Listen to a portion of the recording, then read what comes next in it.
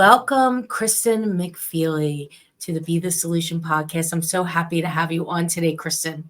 Thank you, Maria. Thank you so much for having me again. I'm really appreciate it. Yeah, it's so great to see you. You too. It's been a long time, I feel like. Yeah, it has been a while. And one of the things I always loved about you in the real estate business is that you look at it from a different I'd say lens than a lot of others, and we're bringing the creative element into it. So I thought that'd be something that we could talk about today for our listeners to learn about what you do in the industry. Yeah, sure. So I have a team. My team is called the Philadelphia Home Collective. We're at Compass, and my business partner Neto and I lead a team of 17 agents, a pretty big one. And we approach this a little bit differently. So I actually have with me kind of our 5 like touch points, I guess, sort of our mission and vision for the team, which I think is a little different than maybe teams. And then from that, I can talk a little bit about some ancillary businesses and things that I do to kind of keep creative and to kind of momentum going, I guess, more beyond just sales. So the things that our team focuses on is, number one, that design matters. Life is better when it's well designed. Thoughtful architecture, beautiful interior design, and smart land use planning have a positive impact on our quality of life. So that's kind of our first thing that we always try to instill with the team members. The number 2 is balance beats hustle. We feel like success in real estate compounds over time, and to reap the rewards, you have to stay consistent for the long term. And we work hard on ourselves. Well, at least we try to work hard on ourselves as well as our business. Thing is that we market with consistency. So we do it well, we do it consistent, and we always do it. We don't give up.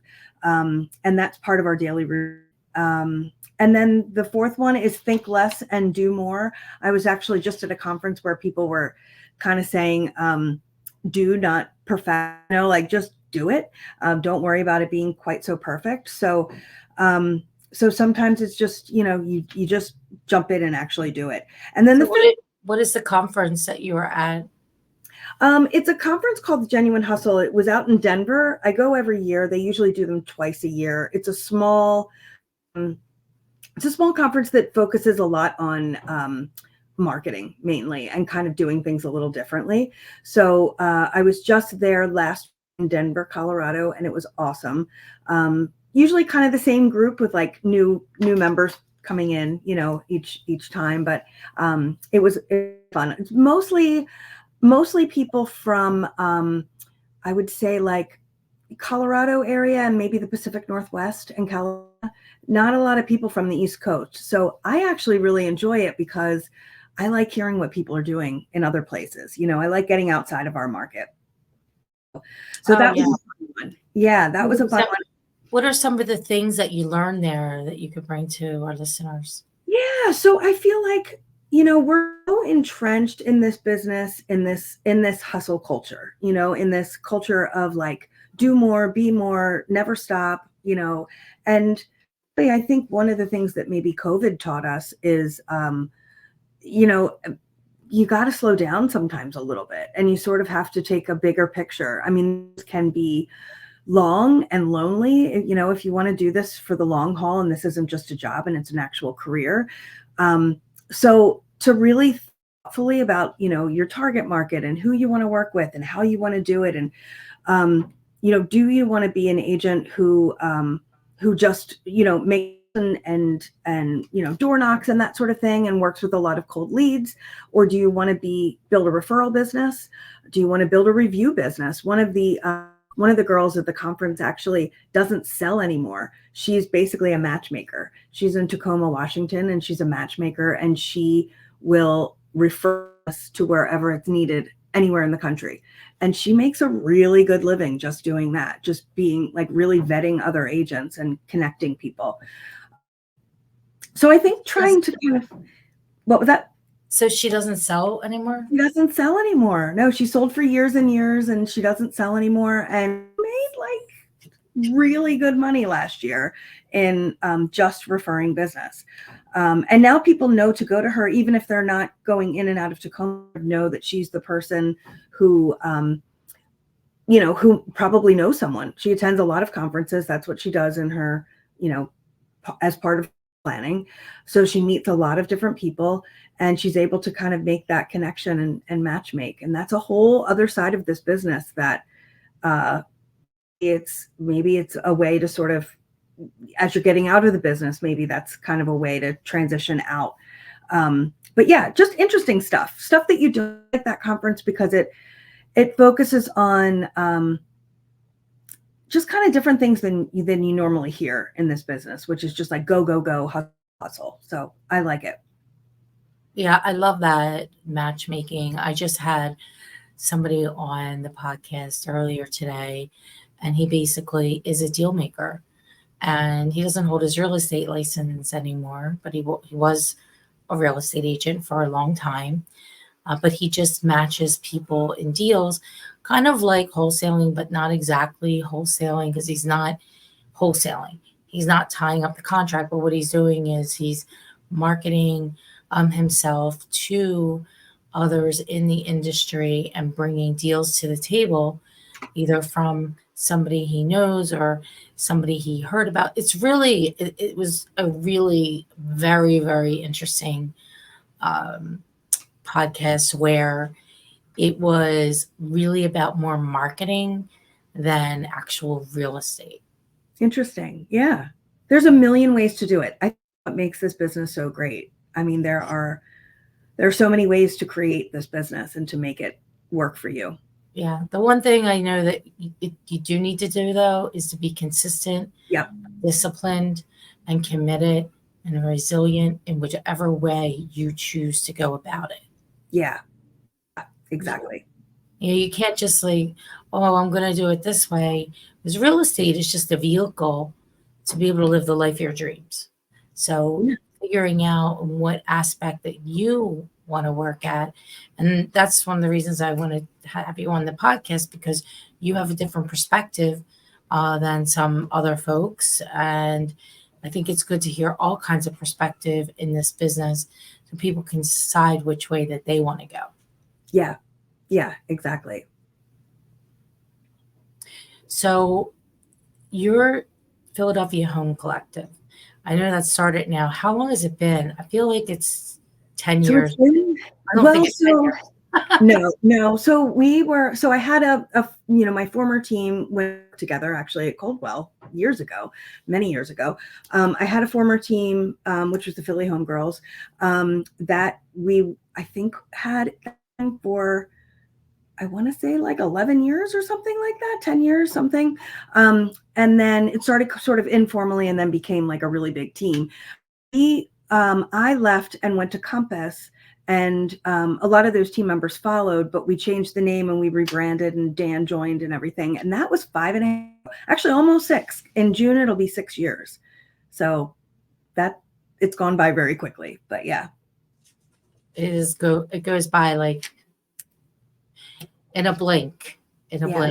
So I know some of the things that you do is a lot focused on more architecture and design.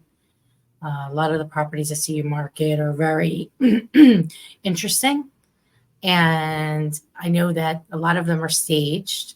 And that's another part of the business that you focus on. You started a staging company. Yeah. Yep. So I started the staging company actually at the exact same time that I was going over to Compass.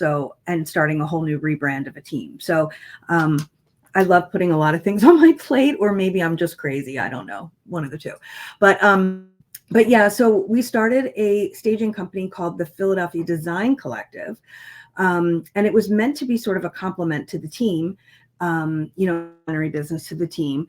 I do have a business partner in that, Emily Reddington. Her husband, Kevin, is actually one of the managers at Compass. He wasn't at Compass when we started. He was actually at Coldwell Banker, managing their Bluebell office. So I've known Kevin for a long time. So Emily and I started this business, and it's been, again, almost 6 years. And we now have 2 trucks. We have 5 movers, and we have a designer as well, and a manager. So it's turned into a pretty big operation. But we started off with just basically, I wanted to stage my own listing. I wanted the ability to do that. I sort of had been doing it with like furniture that I had in my basement and garage and, not anything real legit. And then I want to make this legit, and I want to really make my listing stand out. Then it turned into, people asking us, oh, will you also stage our listing? I was like, oh, this is actually turning into a legitimate business. We can make a real business out of this. And we have. So we work with people from, of course, I do my own listings, but we work with people not only in my brokerage, but all across. We work with, Keller Williams, Berkshire Hathaway, Remax, everybody. And we love so much fun. We are kind of, our motto with that is to do things a little differently also. Like our staging looks a little, we try to figure out, first of all, who the target buyer will be, and where the neighborhood is and what the house is and who that buyer will be. And we sort of try to stage for that. So that when they walk in, they feel like, oh my gosh, I can see myself here. This is me. So our stuff is kind of funky. We're not the sort of whitewash everything. I like having a little personality. I know a lot of times people will tell you, like, get rid of all personality and depersonalize, I don't really like doing that. I kind of feel like, you want to really, it's marketing. Staging is marketing. So you market towards that, whoever that buyer, that end user will be. So, we use a lot of like fun pop art. We use a lot of color. We do some kind of funky stuff. I like to say our staging has a bit of an edge to it, which makes it fun and creative and kind of gives me a creative outlet when the sales part of it becomes a little monotonous. So I enjoy it. The sales part of it is very monotonous. That's part of being in the success of it, I suppose. Yeah. It can definitely get monotonous, and it's long. And I always tell people, even when they want to join the team, it's like, this is truly a career. If you want to be in real estate and do this is something you're going to do all of your working years, like it doesn't go well when someone's like, this is a job for now, and then I'll do something else down the road. This is really a career if you want to be good at it and consistent with it. And because of that, it can not only be lonely, but it's really monotonous. You can have real roller coasters, with emotions, your income, everything. So trying to keep that sort of creative spark and that creative outlet is something that was really important to me. Well, you go from wanting one thing from one type of business that was more towards, I would say, lead generation, to the other side, which is more of the creative outlet. And they're both very different. Yeah. And I think that, everybody has to do what works best for them. Some people don't have a creative bone in their body, but they are great at selling, just straight selling. They can sell ice to an Eskimo. Yeah. Yeah, exactly. I don't know that I'm when I look back, I don't know that I've ever considered myself like a great salesperson. When I first got into real estate, I used to kind of like hide behind like, well, I'm a marketer, I'm not really a salesperson, but I see people who are phenomenal salespeople, and I have the utmost respect. And I now feel pretty proud to say that I'm in sales. Like you, Maria, were someone, even from our old Coldwell Banker days, I always respected and looked up to, because you always built this phenomenalness that was so consistent. And you were or are still a true salesperson. And I think I really respect that, because I kind of have like the other side of the brain, I feel like, in my my life.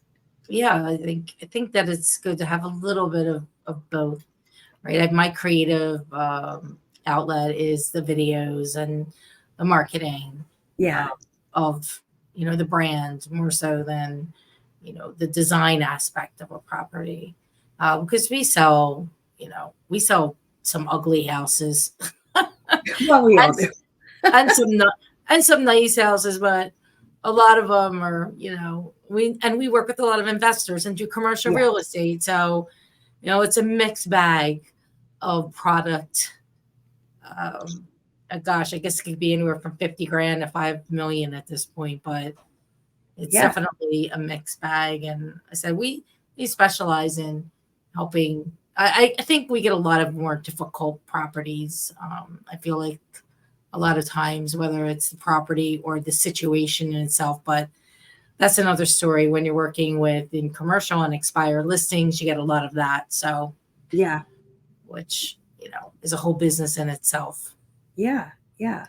So I'm curious, you mentioned something to me about people getting into real estate and it being a career. And I think a lot of times, Kristin, that people expect that in a year or 2 years or 3 years, they're going to know this business. And that's not the case. Mm-mm. And if you look back for the amount of years you've been in the business and the amount of years I've been in the business, there's not a lot of people in the business all that long that last. Yeah. Yeah. Agreed. When did you get your license? Like, we're about the same? In 2 weeks, it'll be 20 years. Oh, yeah. Okay. All right. 2004. Yeah, it was 2005.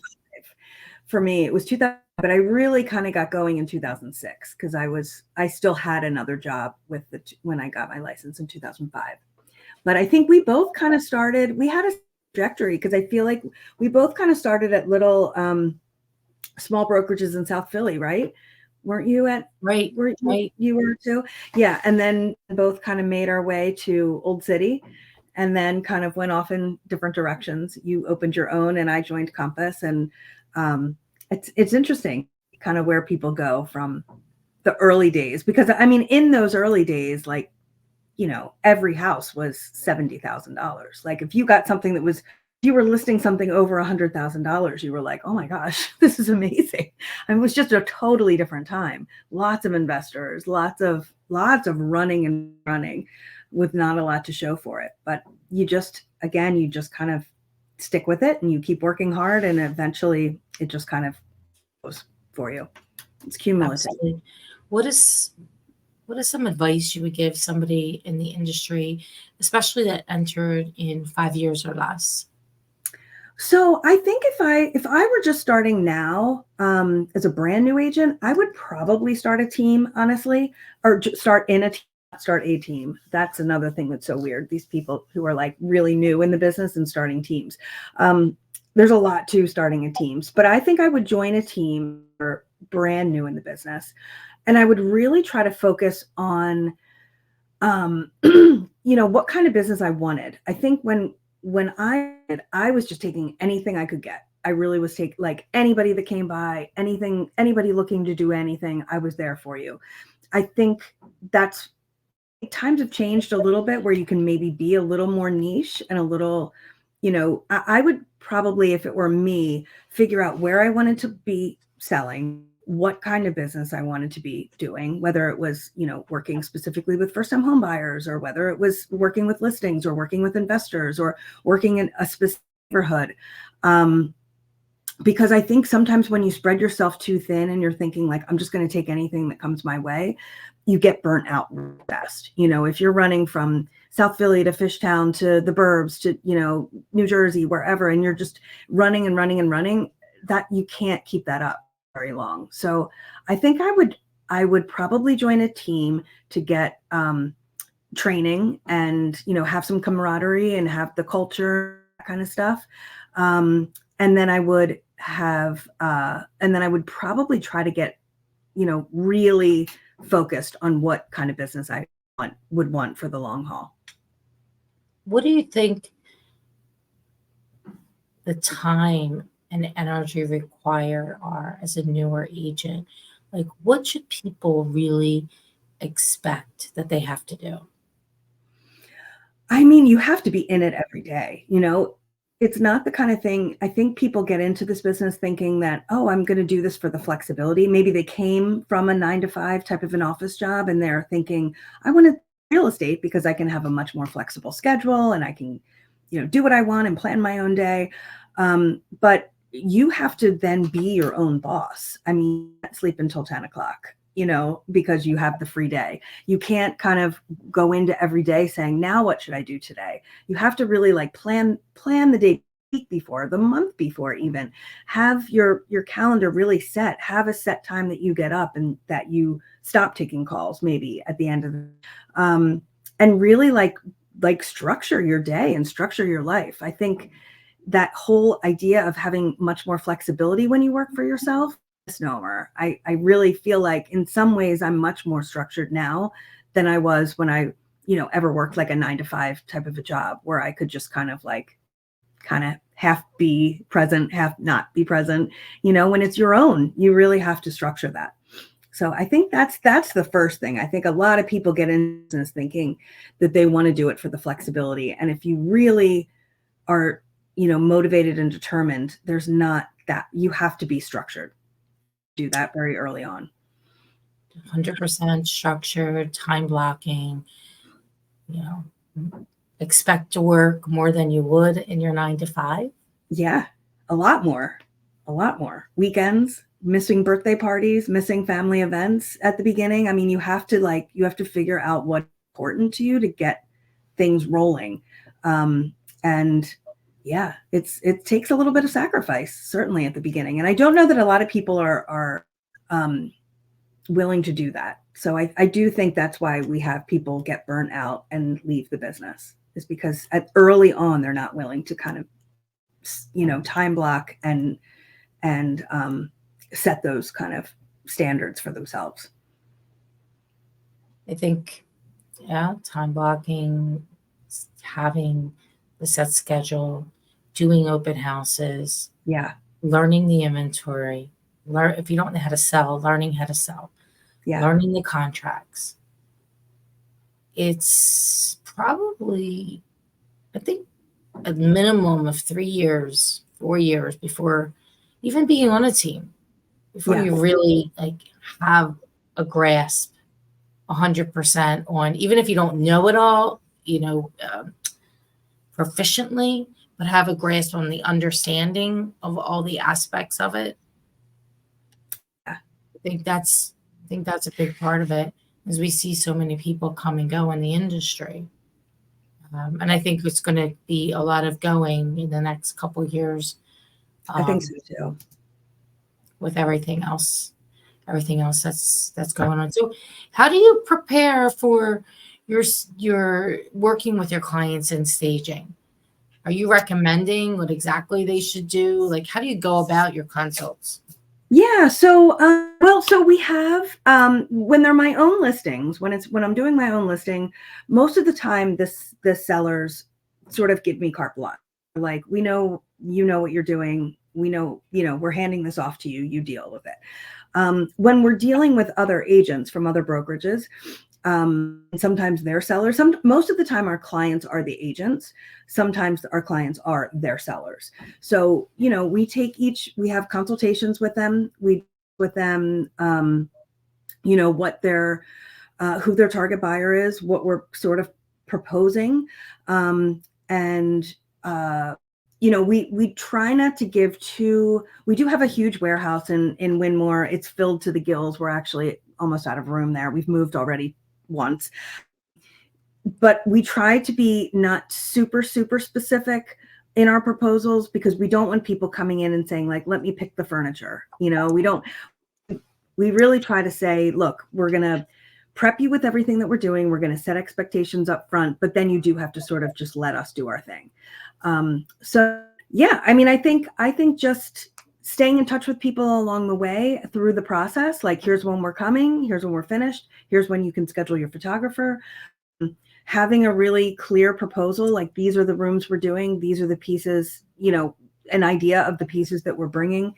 My thing is always setting expectations up front, because as long as you do that, rarely are people very disappointed at the end.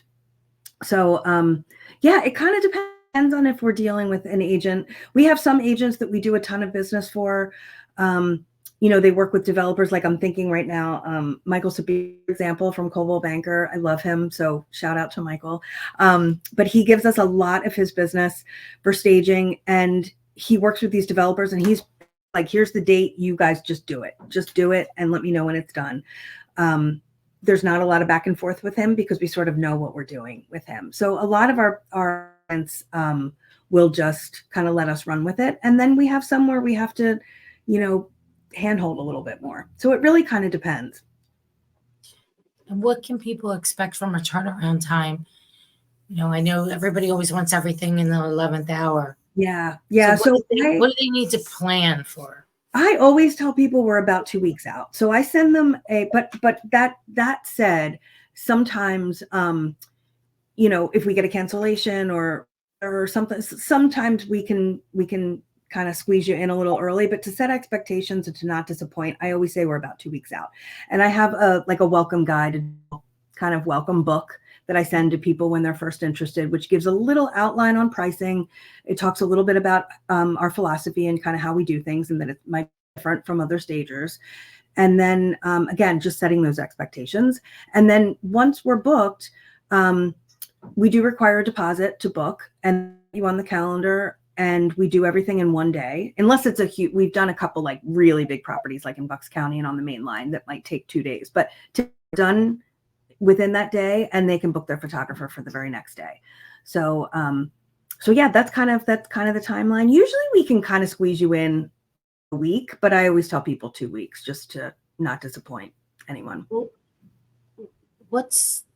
How do you differentiate yourself from the other companies in the marketplace? I think honestly, our stuff just looks a lot different. I know that's not a great answer, but I think when we our work out there, people tend to say, "Oh, I know that's a design collective. I know they did that," because we tend to go kind of bold. We tend to be we just tend to kind of do things a little differently. We have style guides that we use. We actually have created 4 personas we call them like our people. So they actually have names and they have like little backgrounds and everything. But that's how we determine the style that we're for each property. And we get a lot of properties in the city. So those tend to be like a little funkier and a little more modern and hip, trendy, whatever you want to call it. I don't know.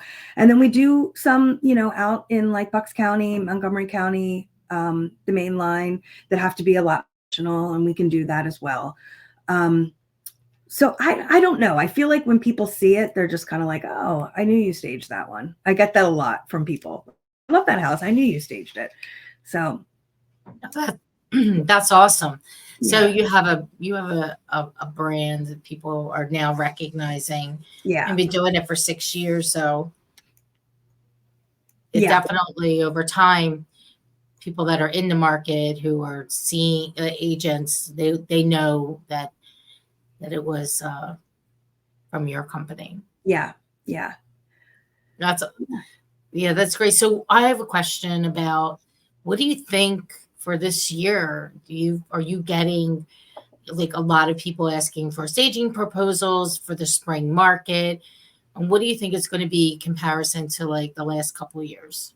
Yeah. Well, so it's interesting because I feel like the staging has helped my real estate, and the real estate business has helped the staging. Like they both kind of work with each other.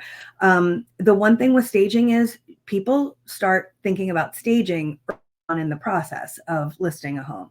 So I can often look at our staging schedule and see how many consultations we've got. I'm a little slow in real estate on my real estate business. I can look at the staging schedule and I can say, okay, things are going to start picking up, because it's always like it's a few weeks ahead where I feel like I am in my real estate business, if that makes sense. Absolutely.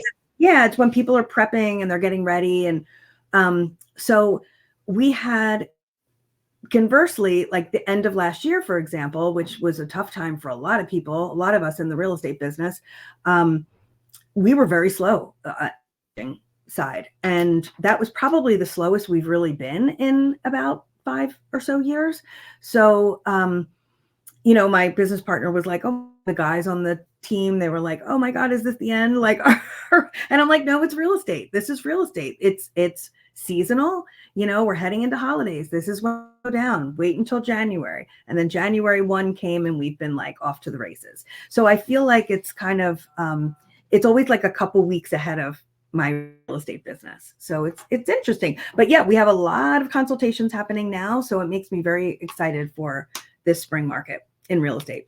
So if you compare last year to this year, you see there's much more activity, or 10% or 50%, or what does it look like? It's probably like 10%, but this was the first time that we went from a really slow holiday to kind of normal.